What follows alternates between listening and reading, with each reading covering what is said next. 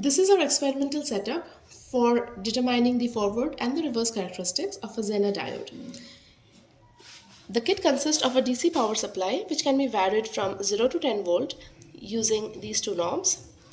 You have a voltmeter and an ammeter. The ammeter has dual range and can be switched between a microammeter and a milliammeter with the help of the switch.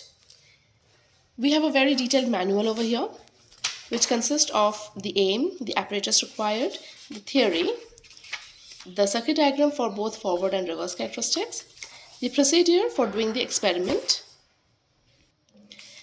and also for the reverse characteristics. We also have provided with experimental data for both forward bias and the reverse bias, along with graphs for forward characteristics and reverse characteristics.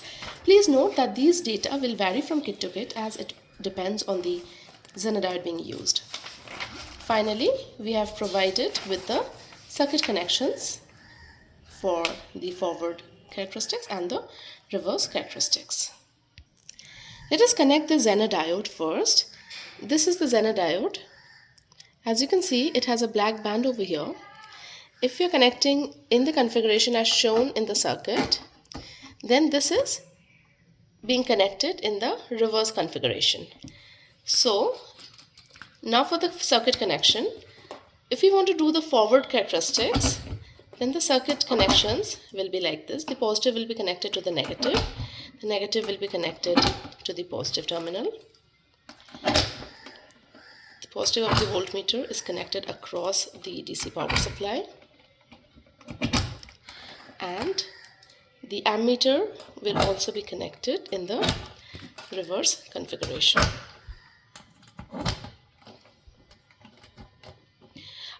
So we will be connecting the voltmeter across the Zener diode.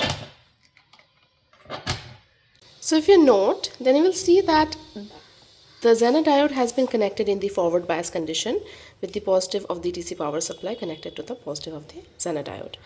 Now before switching on the circuit, we will make sure the knobs are in the minimum position. The range will be at the milliammeter position. And let us switch on the circuit.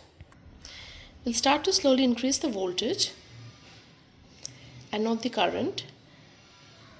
So until the cut-in voltage is reached, there will be no appreciable current in the current meter. Still, if we want to note the current, then we can change this to the microammeter position and we can note the small amount of current flowing through the circuit. This is in the microampere range. Okay. As you can see, the cut-in voltage has been reached and the voltage is increasing very minutely while the current is increasing appreciably. So we will note the voltage and the current from these two meters, and from there we will be plotting a graph for the forward characteristics.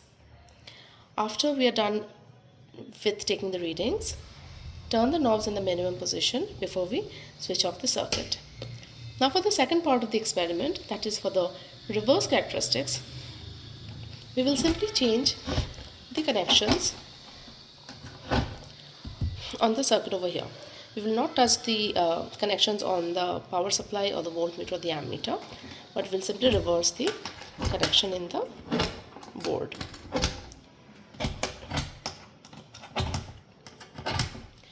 So as you can see, the positive is connected to the negative side of the Zener diode, so it is in the reverse configuration.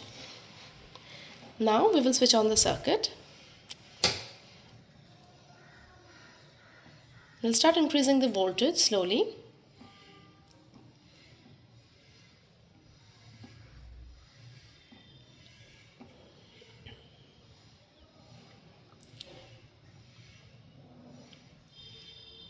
Again, if you want to note the small amount of current flowing, you have to change the range to the microampere range.